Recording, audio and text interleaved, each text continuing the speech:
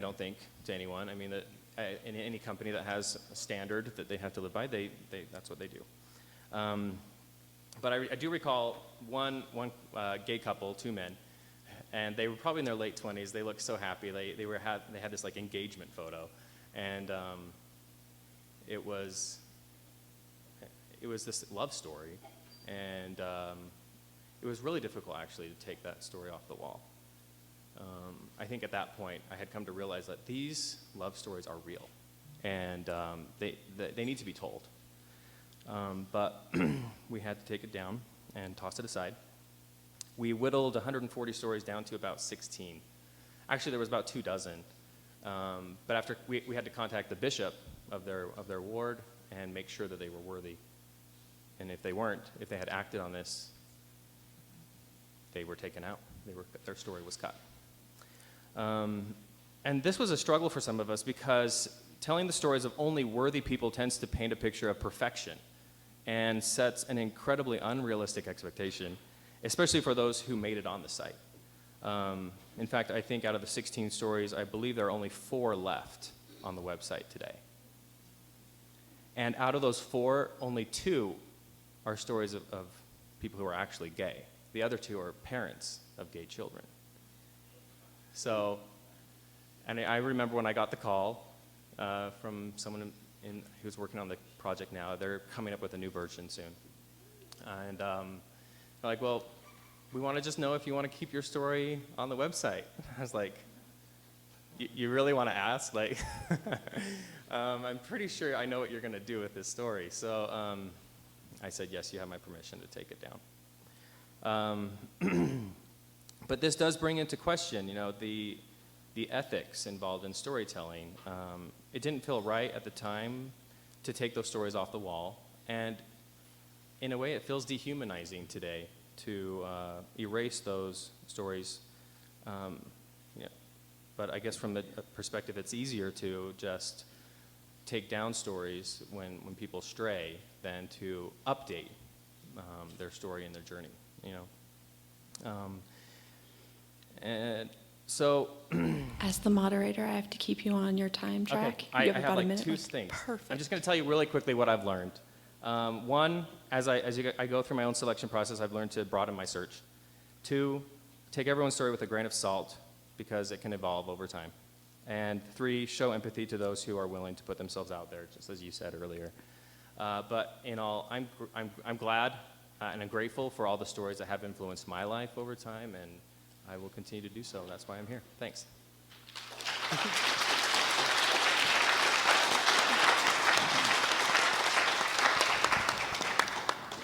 So one of the questions I have for you, Kevin, in listening to your story is how you started off and embarked on this journey on only wanting to hear faithful Latter-day Saints, whatever faithful Latter-day Saints means. But that's where you were at, and that was the story you wanted to hear, and it shows in our own biases. I want to hear stories that confirm my biases, too, because I feel really good. Right. I want to know for you in your story, when did that change? When were you willing to then hear the story that was maybe different than your biases? Gosh, good question. Actually, it came during the making of the Mormon and Gay website for me. So exposure to other people's stories then? I think allowing myself to have, be exposed to a wide range of experiences allowed me to hear their stories and realize they're valid and real, and that started my own questioning and my testimony and all that, and trying to figure out what really is going to make me happy in this world. To me, that's so profoundly beautiful. I love that so much. And I think that's where the idea of filtering stories becomes an ethical issue, because you being exposed to these stories changed you. And having a more robust vision of the whole spectrum of what's going on, it changes people. And you're in a very real way a testament of that, right? Yeah, I mean, since I've left the church and I'm now in a relationship with a man, an incredible man, actually. He's pretty cute. Well, thank you so much, Kevin. That was wonderful. Thanks. Next, we're going to go ahead and hear from Tom. Thank you. So as I was writing my book, I had the rather naive idea that I was writing about lessons learned by one family and by one ward family, which could serve as a springboard for others to come up with their own best solutions to the challenge of loving, accepting, and supporting LDS LGBTQ individuals. Not quite a self-help book, but certainly not a memoir or autobiography. It quickly became apparent, though, that I was the story. Although that wasn't what I had hoped, I want to acknowledge that those who interviewed me for television, radio, or podcasts have been extraordinarily fair in their coverage and resisted the sort of conversation that generates good clickbait. I tried very hard in the book and in every interview and speech to clearly state that my experience is only that: selected moments, ideas, and actions of one individual. But our culture seems to require turning storytellers into role models. Maybe that's why the website of one of the LDS LGBTQ organizations only seems to use stock images of beautiful young people. I'm not on there.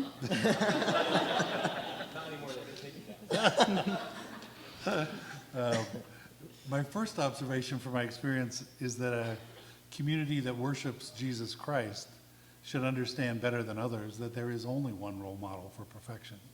If we want to draw lessons from how another person is navigating their life journey, our expectation should only be that we're watching someone who's doing the best they can in their circumstances. From my perspective, one of the most empowering doctrines of the Church of Jesus Christ of Latter-day Saints is our belief in the primacy of personal revelation. So rather than looking at a human role model for answers to life questions, we have an infinitely better and far more reliable source available. If someone wants to see me as a role model, they're setting me up for certain failure. I'm not perfect and have never claimed to be, as well as ensuring their own disappointment. My second observation is that trying to reduce one another's stories to simplistic fairy tales, pun intended,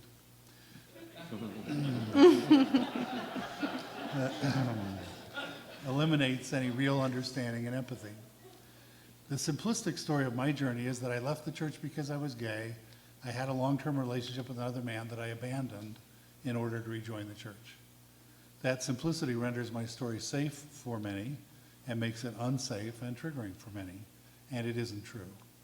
My real story is about the ambiguity of living two conflicting truths, that I am gay and that I am a believing Latter-day Saint. My beliefs don't perfectly align with either identity, and neither group is wholly comfortable claiming me. My third observation is really a plea. As mature individuals, can we listen to points of view and experiences and evaluate their worth and applicability to us on their own merits, rather than the credentials of the speaker?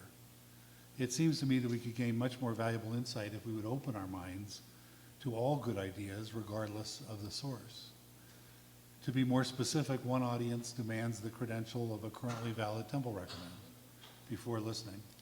The other audience would prefer the credential of being in a current same-sex relationship. One of my hopes in writing the book for the LDS community was that my story could be the beginning of greater understanding of the LGBTQ community.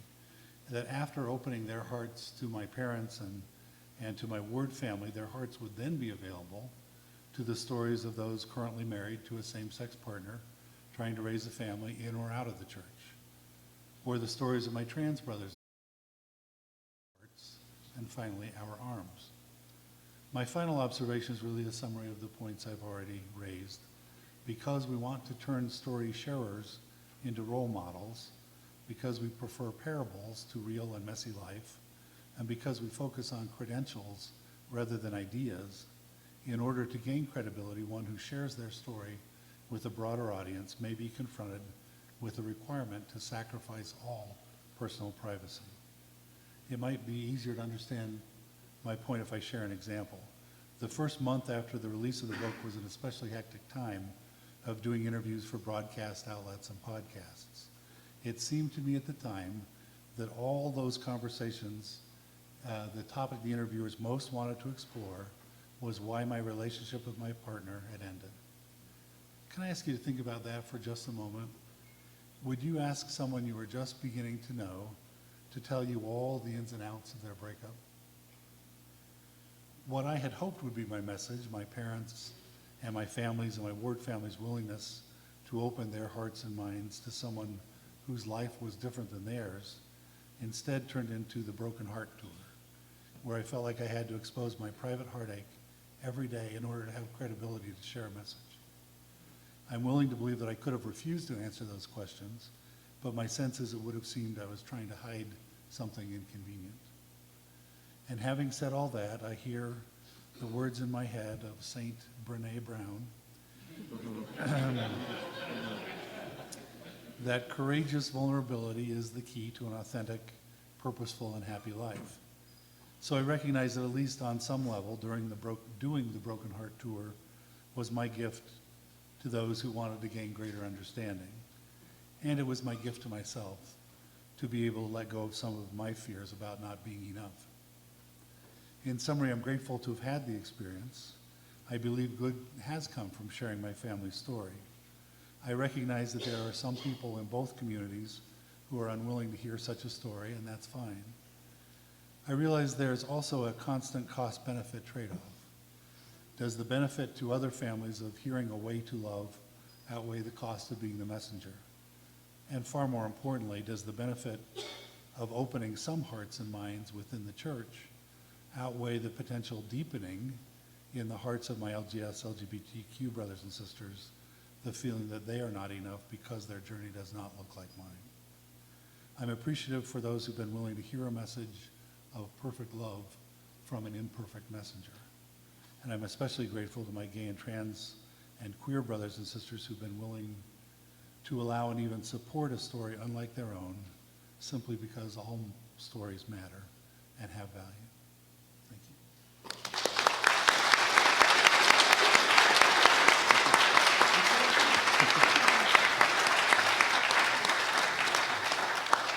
I actually got a tough question in here, so I'm going to use that one instead. So this question is this, Tom. How does Tom reconcile what he has learned about how we tend to see stories as role models with the fact that Tom continues to tell his story in firesides and conferences? What does he do to stop people from seeing him as the poster child for the right way to be gay and Mormon? Part of that, I think, is in every circumstance to constantly remind people that all I can share is my own experience. And so I'm not a general authority, I'm not a parent, I'm not everybody else's LDS LGBTQ experience. All I can share is what I have had in my own life. And I share that in a way that it isn't the right answer, it's simply my answer. And it's my answer at this point in my life. One of my big worries about, we were right at the point we were ready to publish the book, was that it would appear that that my life was in cement, that I'd gotten every answer I needed and this was it. And I said, I feel like I'm still on a journey myself of trying to figure out answers for my life, and that journey can change over time. So I may be a picture taken off the wall at some point, I don't know. But all I can do is say, look, here is my most accurate or authentic way of trying to portray what I've experienced thus far and the lessons I'm learning. Thank you. I want to follow up with that. You said in your comment there, I'm only sharing my experience, I'm only telling my story, I'm not a general authority. And I think that's a very interesting way to put it because it's actually in the term, general authority. It is a person in a position of authority. And you also talked about in your paper the idea of personal revelation and that personal authority over one's experience. So my question is, if we're here, I can only share my story and share my experience. Are the brethren hijacking our authority and our experience by telling our story for us, by telling us what is moral and immoral according to their experience and not according to our experience? I'm putting you on the hot spot. Beats me. I'm not a general authority. But on a personal level then, when did you, in your journey then, were you able to grapple with that personal revelation as opposed to an external authority impinging on you, saying, I have personal revelation within me to tell my own story? And I feel like the opportunity to be able to talk to people in a fireside setting, as an example, is an opportunity really to be able to talk about love in our desire as disciples of Jesus Christ, or people who want to be disciples of Jesus Christ, sorry. I really hate that. Anyway, sorry. Then it really is our chance to say that we love and accept people wherever they are, and believe honestly in our hearts that they're doing the very best they can to live their lives in the circumstance of their lives. And I think the point of all that is also to say that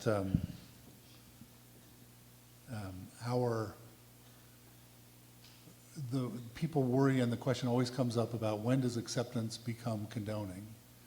And my answer to that is that no one will ever worry about whether they're condoning or not if what they do is live the truth and light that they've received. We don't condone by telling other people how to live. We show it by how we live our own lives. And so, again, I just think the point or I hope what people take from any experience with that is that my parents didn't love me so I'd come back to church. My parents loved me because I was their child. And that's, I think, how our heavenly parents feel about us as well. That we're doing the best we can to learn in the best ways we can in this experience, and there will be a happy outcome. Thanks, Tom. Next, we're going to go ahead and hear from Emmett. Okay. All right. Yeah, okay. Yeah, you're definitely going to either hear my heart pounding or my stomach growling. So, yeah, it's close to lunchtime. So, all right. There is nothing wrong with me. I know that now. Thank you.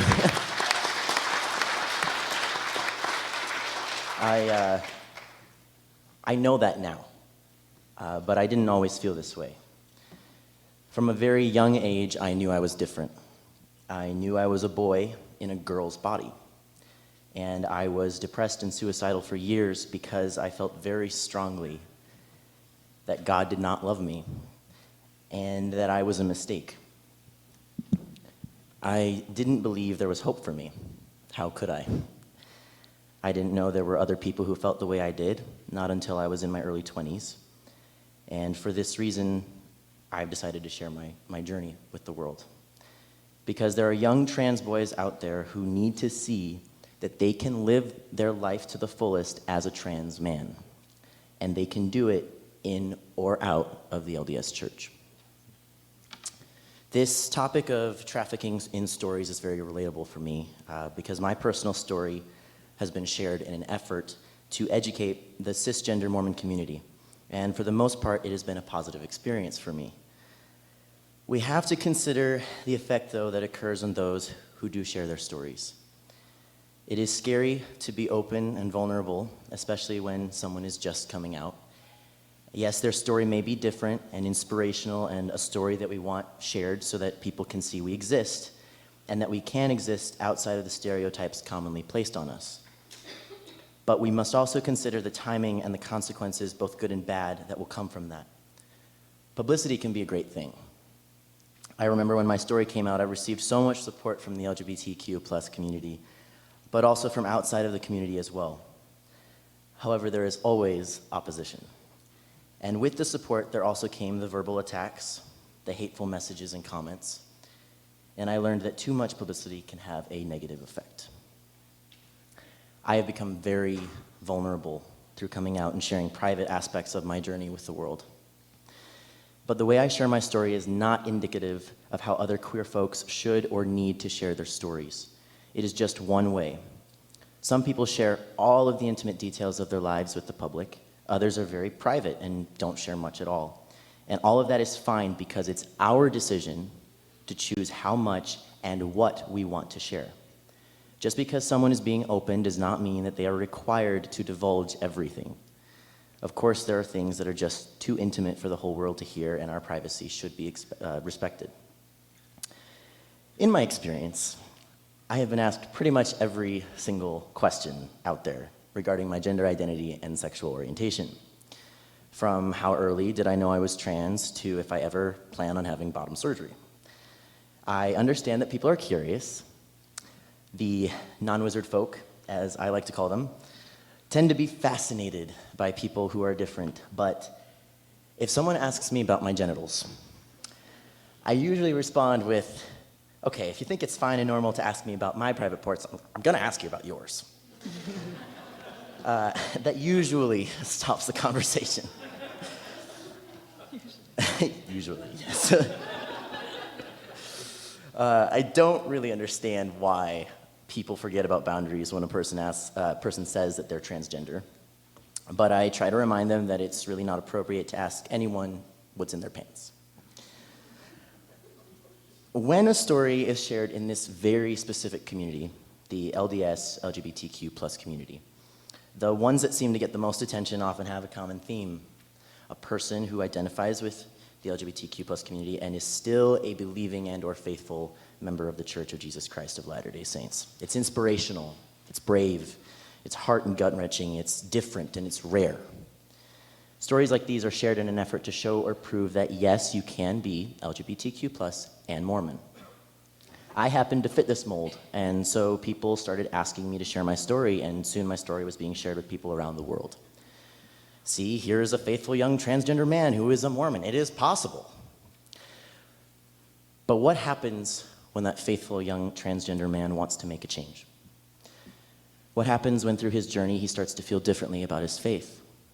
What happens when his life takes him through ups and downs and he needs a break and he wants to really figure out for himself what is best for his spiritual and well-being and emotional health?